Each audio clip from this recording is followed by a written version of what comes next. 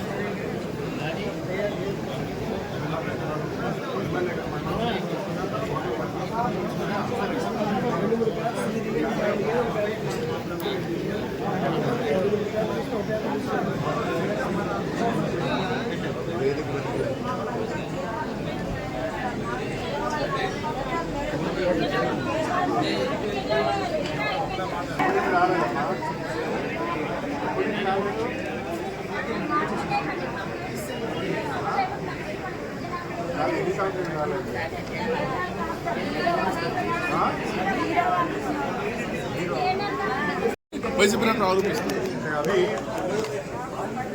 ఈరోజు మనం చూసుకుంటుంటే ప్రతి ఇష్యూని కూడా సార్ట్అవుట్ చేయడానికి మనం పనిచేస్తున్నాం. ఈరోజు మహిళలపై గత 10 ఏళ్ళుగా ఎవరైనా చేసిన కేసు ఏమైనా ఉంటే వాళ్ళ మీద రౌడీ షీట్లు కూడా ఓపెన్ చేయడం జరుగుతుంది. అలాగే తెలుగు ఈరోజు యాప్ కూడా తీసుకొచ్చి యాప్లో కూడా జియో కోఆర్డినేట్స్ బేస్ చేసుకొని దానికి టైం ఫ్రేమ్ పే చేసి ఇస్తూ ఆఫీసర్ని కూడా యాక్షన్ తీసుకోవడానికి కూడా ఒక లైన్ ఆఫ్ సిస్టమ్ తీసుకొచ్చి మహిళలకు సెక్యూరిటీ ఇచ్చే దశగా ఈరోజు ప్రభుత్వం పనిచేస్తుంది.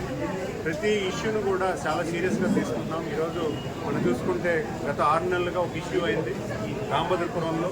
ఆ రాంభద్రపురం ఇష్యూకి 20 ఇయర్స్ జైలు శిక్ష పడేలాగా ఈ డిస్ట్రిక్ట్ పోలీస్ యంత్రాంగం పనిచేసింది.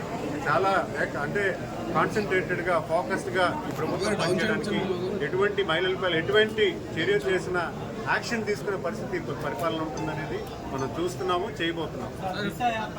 దాంట్లో ఉన్నాయి కాబట్టి ఆ యాప్లో కొన్ని ప్రాసెస్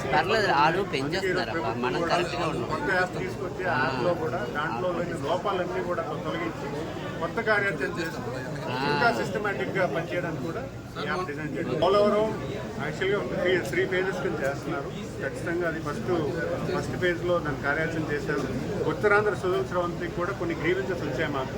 అంటే కొన్ని రైతులు కొంచెం ఒకసారి డిజైన్ ఒకసారి వెరిఫై చేయమని చెప్పడం రిక్వెస్ట్ చేయడం జరిగింది. అది కూడా నేను సంబంధిత ఆఫీసర్ని పిలిపించి వాళ్ళ తాలూకు గ్రీవెన్స్ని కూడా ఆఫీసర్స్ ముందు కూర్చోబెట్టి మాట్లాడించాను. వాళ్ళు కూడా సీనియర్ ఆఫీసర్స్తో డిస్కస్ చేశారు. నేను కూడా మంత్రి గారు కూడా డిస్కస్ చేయడం జరిగింది. ఎందుకంటే ఈరోజు పోలవరం డిజైన్ అనేది ఏ రకంగా చేశారో అది పరిపూర్ణంగా ఉందా లేదా, ఎందుకంటే ఈరోజు మళ్ళీ ప్రభుత్వం దాని మీద చాలా ఖర్చు పెడుతుంది కాబట్టి దాని మీద ఒకసారి విచక్షణ చేసి ముందుకెళ్ళాలని చెప్పడం జరిగింది.